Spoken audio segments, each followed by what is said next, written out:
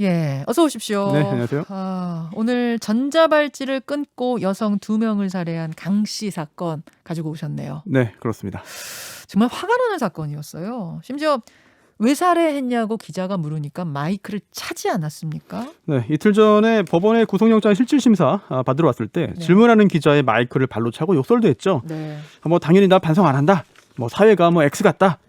뭐 더 죽이지 못해서 한이다. 뭐 이런 내용의 망언까지 했습니다. 전혀 반성하지 않는 건 물론이고 지난 5월에 자신에 대해서 스스로 털어놓은 어떤 통화 녹음이 하나 공개되면서 굉장히 오싹하더라고요. 그렇습니다. 그래서요, 오늘 강 씨의 그 과거 범행 또 출소 후 행적을 통해서 강 씨가 어떤 사람인가, 도대체 왜 이번 사건 저질렀는가 살펴보고요. 이 사건 관련해서 아쉬운 점이 무엇인지, 또 앞으로 어떻게 대처하고 개선해야 할지, 그리고 어떻게 해야 이런 재범을 막을 수 있을지 고민해 보겠습니다. 신상은 아직 정식으로 공개된 게 아니죠. 네, 경찰이 빠르면 오늘 신상공개심의위원회 열어서 결정할 것으로 예상됩니다. 예, 개요를 좀 정리해 주십시오. 네, 2005년에요. 뭐 특수 강도 강대추행, 뭐 강도, 절도 등으로 15년을 복역하게 됐어요. 네. 그리고 올해 5월에 가출소했는데요. 이제 흔히들 전자발찌라고 부르는 위치 추적 전자장치를 5년 동안 착용하는 조건이었습니다. 그런데 8월 26일 밤에 자기 집에서요 40대 여성을 살해했어요. 네. 또 그 후에 전자발찌를 결국은 끊어내고 렌터카를 타고 도주했습니다. 그렇죠. 이후에 차 버리고 잠적했다가 29일 새벽에 역시 지인인 50대 여성을 살해했습니다. 근데 이런 범행을 저지른 다음에 경찰서는 제 발로 찾아왔어요. 그렇습니다. 심지어 그때 타고 온 차 안에 시신도 있었죠. 맞아요. 네. 맞아요. 두 번째 피해자를 살해한 다음에 5시간 정도 지난 아침 8시에 이제 경찰서에 와서 자수를 했고 바로 긴급 체포가 된 건데 네. 여기에 대해서 당시 그 전자발찌를 끊고 도망쳤기 때문에 수사방이 좁혀오고 있는 걸 알았다. 어차피 잡힐 거기 때문에 자수했다고 일단 이야기를 했습니다.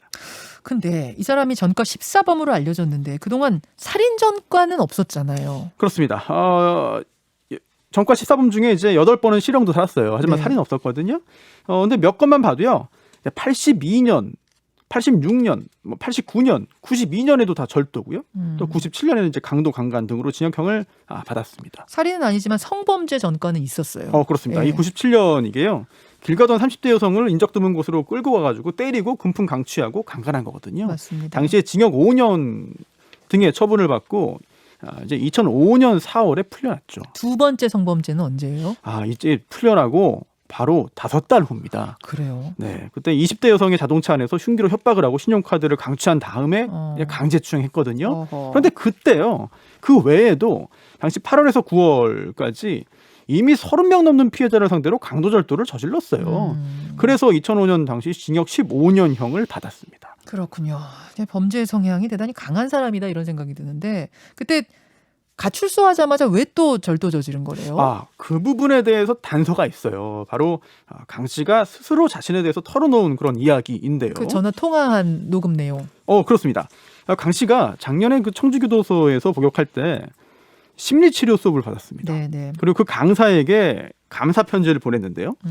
5월에 가출소에서 그 강사한테 전화를 건 거예요. 그 통화 내용을 통해서 여러 가지 상황을 짐작할 수 있지 않을까 싶습니다. 15년 만에 풀려나가지고 아주 기뻐하는 그런 목소리던데요. 그렇습니다. 뭐 미래도 과거도 생각 안 나고 현실을 만끽할 거다. 잘 먹고 잘 살아야지. 그게 최고 목표다. 뭐 이런 이야기들을 했죠. 과거 잘못에 대한 반성은 없었습니까? 전혀? 없던 것 같아요. 현재로서는. 심지어 약간 좀 과시하는 그런 이야기를 하기도 했는데요. 15년 전에 잡혀가기 전에 직장에서 여자들에게 인기 많았다. 시기 질투 받았고 그것 때문에 따돌림도 당했다. 뭐 이런 이야기를 해요. 그리고 또 그때 강남의 최고급 룸사롱에 다녔는데 외상값이 4,5천만 원까지 쌓였다. 그래서 그거 감당하기 어려워졌을 때 교도소 동기들이 찾아왔고 그래서 어쩔 수 없이 추가 범행을 저지르게 됐다.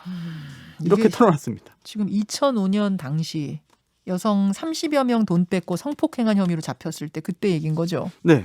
그때 피해자가요. 전원 여성이에요. 이거는 일부러 골라서 지능적으로 노린 걸로 볼 수밖에 없죠. 그리고 당시 그 사건 1심 판결문에 이런 내용이 있습니다. 유흥비를 마련하기 위해서 제압하기 쉬운 여자들을 상대로 금품을 강취해서 분배하기로 공모를 하고 사전에 칼, 테이프, 오토바이, 헬멧 등을 구입하는 등 치밀하게 범행을 계획했다. 결국 그때 범행은 돈 때문이었다는 거네요. 그렇습니다. 당시 통화 내용 보면은요. 웃으면서 말을 해요. 예, 예. 웃으면서 돈이 최고다. 소름 끼쳐요. 네. 웃으면서. 외제 고가 바이크도 좋아했고 제트스키 타고 다니다 보니까 전과가 늘어났다 이렇게 말을 했는데요. 그러면서 이제 방값이 비싸다고 불만을 내비치면서 성공하겠다는 다짐을 하는데요. 1년 후에는 타워 팰리스라도 들어갈 수 있는 의욕이 강하다 이렇게 말을 하고 그 심리치료 강사에게 같이 사업을 하자는 제안을 했다고 합니다. 참, 근데 돈이 필요하면 정상적으로 벌어야지. 참 이게 이해가 안 되는데 도대체 강 씨는 어떤 사람입니까? 1965년생입니다. 그런데요. 17살이던 82년에 특수절도로 징역살이 한 다음에 교도소를 계속 들락거렸어요. 17살부터? 네. 그래서 다 합해보면은요. 실형이 23년, 보호감호 4년, 합하면 27년입니다. 하하. 네. 그리고 2005년 사건의 공범들이 있었는데요. 네. 그 공범 3명 역시 다 미성년자일 때부터 수감과 출소를 반복했던 사람들이에요. 소년범. 네, 그렇습니다. 그런데 이게 어릴 때부터 교도소를 들락거렸지만 전혀 교화된 게 아닌 것 같아요. 오히려 교도소 동기들하고 함께 후속 범죄를 저질렀잖아요. 네. 이게 과연 교도소에서 현재 교화라는 게 이루어질 수 있는지 이거 심각한 의문입니다. 그리고 함께 수용 생활을 한 사람에 따르면 이런데요. 강 씨는 교도소에 있을 때 이제 이른바 그 방장 말도 잘 따르지 않고 대장 노릇하려고 했다. 그리고 또 법률 지식을 과시하면서 교도소나 교도관 상대로 정보 공개 청구하고 소송 걸어서 이제 결국 자주 교도소로 옮겨 다니게 됐다. 셀프 소송도 막 걸고 그랬대요. 그렇습니다. 교도소 안에서? 이렇게 법적으로 걸고 나오지니까 골치 아프잖아요. 네. 이게 잘 건드리지 않게 되는 거죠, 사람들이. 그 사람은 건드리지 않아요. 자꾸 소송 거니까. 네. 교도관 잘못한 것도 없는데. 일단 여러 가지 괴롭히는 거죠. 귀찮게 하는 거고. 그래서 이 사건에서도요. 지금 재판에서도 이게 국선 변호인 지정되는 사건이에요. 네네. 그런데 나는 필요 없다. 국선 변호인 거부했다면서요. 네, 나는 변호사 필요 없다. 내가 하겠다. 네, 이런 상황이죠. 자, 이번 사건으로 다시 돌아오겠습니다. 여하튼 17살 때부터 교도소 들락날락했지만 살인은 없었거든요. 네. 왜 이번에는 살인을 저지른 걸까요? 네, 처음에는 성관계를 거부해서 살해했다는 이야기가 돌기도 했죠. 네. 하지만 이번에도 범죄의 배경은 역시 돈인 걸로 보입니다. 이제 첫 번째 살인 직후로 추정되는 시각에 강 씨와 통화한 지인이 있는데요. 지인이. 내가 돈을 안 해줘서 모든 게 끝났다. 지금 돈이 필요하다. 이런 이야기를 했다고 하네요. 이번에도 돈이다. 그러면은 출소 이후의 행보를 한번 보죠. 도대체 어떻게 네. 살았길래 이렇게 돈이 절실해졌고 살인까지 갔다고 지금 하는 건가? 5월에 출소한 다음에요. 교도소에서 만났던 교화위원에게 수십 번 전화를 걸었습니다. 왜요? 그러면서 사실 내가 교도소에서 만난 목사의 추천으로 화장품 회사에 들어갔는데 거기서 이제 일을 하려면 화장품 350만 원어치를 사야 된다. 예. 그러니까 도와달라. 내 화장품 좀 사달라. 나 취직하게. 화장품을 사야 되니까 네. 그 화장품 살 돈을 달라는 거죠. 살 돈을 달라. 네. 그리고 그 후에 이제 교도소 동기들에게 전화 걸어서 화장품 사달라고 부탁도 했어요. 그래요. 그런데 이제 이런 취업 사실을 숨기고 기초생활수급자로 선정돼가지고 3개월 동안 또 700만 원 받았거든요. 받았어요. 당시에 구청이나 주민센터에서 또 이제 악성 민원인으로 꼽히기도 했다고 합니다. 그렇군요. 네. 현재까지 경찰은 이제 어떻게 파악하고 있어요? 네, 경찰에 따르면요, 강 씨가 구체적으로 이렇게 말을 했다는 건데요. 2차 살인 피해 여성에게서 2천만 원을 빌렸다. 그런데 갚으라고 독촉을 받았고, 그래서 1차 살인 피해자에게서 돈을 빌려서 갚으려고 했는데. 예. 1차 살인 피해자가 거절했다. 그러니까 이 두 번째로 네. 죽임당한 여성이 돈 갚으라고 해서 네. 그걸 갚으려고 1차한테 네. 1차 피해자한테 돈을 달라고 했다가 결국 둘 다 죽였다. 그렇죠. 예. 거절당해가지고 1차 피해자를 살해했고요. 그리고 이제 1차 살인 피해자의 그 신용카드 이제 살해한 후에 직후에 그 신용카드로 합해서 약 600만 원어치 되는 휴대전화기, 핸드폰 4대를 삽니다. 그래서 곧바로 되팔아가지고 현금 만들었거든요. 이거 가지고 2차 피해자에게 일부라도 갚으려고 한 거예요. 그런데 이제 막상 만나서 얘기를 해보니까 2차 피해자가 다 갚아라. 2천만 원 다 갚아라라고 해서 2차 살인을 저질렀다는 거죠. 물론 그 사람 말에 따르면 그렇다는 거죠. 네, 사실인지 여부는 좀 확인을 해볼 필요도 있습니다. 이게 우발적 범행인지 계획 범죄인지도 중요하잖아요. 살인이. 형량에 영향 주니까요. 강 씨는 우발적이라고 이야기합니다. 하지만 계획 범행 가능성이 상당해 보여요. 왜냐하면 일단 강 씨가 당시 행적에 대해서 계속 거짓말을 하고 있습니다. 또 절단기와 흉기 등의 구입 시기도 중요한데 강 씨가 1차 살인 저지르고 6시간 후에 전자발찌 끊고 도주했거든요. 예. 근데 1차 살인 전에 이미 철물점에서 절단기를 사놓은 상태예요. 렌터카는요? 지인 통해서 미리 준비해놨습니다. 렌터카도? 그렇습니다. 참 그러네. 계획일 가능성 커 보이고 전자발찌까지 차고 있었는데 사전에 막을 수는 없었는가? 이게 사실은 제일 중요한 부분이잖아요. 아쉬운 점이 있죠. 강 씨가 6월 1일에 이미 야간 외출 제한 위반했거든요. 네. 그런데 3개월간 조사가 좀 미뤄진 상태였고요. 또 당시에 그 강 씨가 보호관찰소에 전화 걸어서 선처 부탁했다는 이야기도 있어요. 또 또 이번에 그 8월 27일 1차 살인 직후에도 야간 외출 제한 명령 위반했습니다. 했어요. 이게 예. 두 번째잖아요. 네. 당시에 그 강 씨 집으로 이제 보호관찰소에서 출동을 했습니다. 그런데 이미 그 가보니까 강 씨가 이미 집으로 돌아왔거든요. 그거 확인하고 전화로 다음에 그 소환 조사하겠습니다라고 예정만 그 고지한 다음에 돌아갔어요. 근데 그때 이미 시신이 안에 있었던 거 아니에요? 집안에 들어갔으면 두 번째 살인을 막을 수 있지 않았을까 싶어요. 법무부는 뭐라 그래요? 법무부는. 당시에 그 20분 후에 돌아왔기 때문에 강 씨가 처벌 필요성이 없다고 판단을 했고 현장에서 또 집 내부를 수색하거나 체포할 근거가 부족했다고 설명을 했는데요. 그런데 2시간 뒤인 저녁 10시에 다시 방문했을 때도 집안에 들어가지 않았습니다. 또 밤 10시에 이제 경찰들이 왔는데도 그때도 부근 CCTV 토대로 해서 새벽에 나갔다는 것만 확인하고 이제 자리 떠났거든요. 네. 근데 그때는 이미요. 강 씨를 알고 지내던 목사가 강 씨가 죽고 싶다는 말을 했습니다라고 경찰에 신고까지 한 상태였어요. 경찰에 신고했지만 그 내용이 법무부까지는 전달 네. 안 됐다는 거죠. 경찰은 뭐라 그래요? 경찰은. 서울청장이 기자간담회에서 이렇게 말했습니다. 적극적인 경찰권 행사를 하지 못해 아쉽다. 현장 경찰이 당일에 3번, 다음날 2번, 총 5번 갔지만 집안에 들어가지 못했다. 여기에는 법적, 제도적 한계가 있다.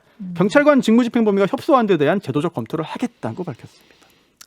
거기 그렇고. 자, 전자발찌 자체가 어떻게 끊어졌느냐. 이것도 네. 지금 논쟁거리잖아요. 네, 너무 쉽게 손대는 거 아니냐. 너무 쉽게 끊을 수 있는 거 아니냐. 이런 얘기 계속 나오는 거죠. 네.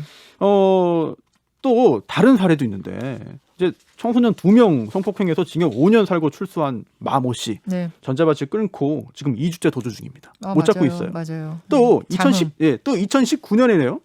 이게 전자발찌 찬 상태로 이웃 여성 강간하고 도망친 전과 10범의 60대 남성 네. 2년째 못 잡고 있습니다. 지금도 못 잡고 있어요. 네. 예.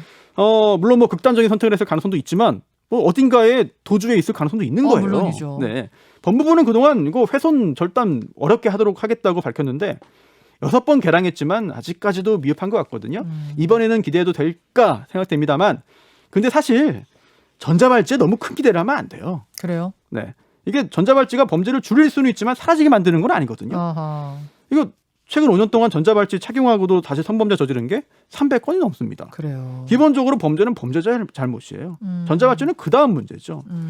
근데 최근에 이제 현재 전자발찌 부착한 사람이 몇 명인지 아세요? 얼마나 됩니까? 2년 전까지만 해도 4,000명이었는데요. 작년에 6,000명 되고 올해 8,000명이 됐습니다. 오, 부쩍 늘었네요. 네, 그동안 이제 그 강도, 살인, 성폭력 저지른 가석방자에게만 부착했는데 법 바뀌면서 범죄 종류 관계없이 확인 필요성이 있으면 부착하게 됐거든요. 이번 광복절에도 가석방자 중에 350여 명에 부착됐습니다. 앞으로 늘어날 거예요. 그럼 관리는 더 힘들어지는 거죠. 자, 마지막 한마디. 네, 재범을 사라지게 만드는 방법을 알고 싶은가? 없습니다. 그런 묘체가 없어요. 있으면 세계 각국이 벌써 했겠죠. 그런 거 없습니다. 하지만 손 놓고 있을 수는 없으니까. 없으니까 이것저것 네. 하는 거죠. 효과가 크진 않더라도 할 수 있는 걸 다 하는 거거든요. 그렇죠. 교정기관이 실질적으로 기능 수행할 수 있도록 해야 되고요. 하지만 지금처럼 운영되면 범죄 사관 학교입니다. 이러면 안 되고요. 또 교도소 전자발찌 사이에 어떤 그 중간 단계 만들자는 논의도 있습니다만 이게 과연 법적으로 가능할지 여러 가지 의문이 들죠. 힘이 좀 빠지지만 그래도 우리가 할 수 있는 최선의 노력을 해야 될 것 같아요. 그리고 욕할 대상 찾아가지고 욕부터 하면 당장 시원하지만 실질적인 도움 안 됩니다. 고맙습니다. 네. 김현정의 뉴스쇼는 청취자 여러분의 참여로 이루어집니다. 트위터, 페이스북, 레인보우 게시판, 그리고 단문 50원, 장문 100원의 유료 문자 샵 1212, 우물정 1212 통해 참여하실 수 있습니다. 김현정의 뉴스쇼, 여러분과 함께 만듭니다.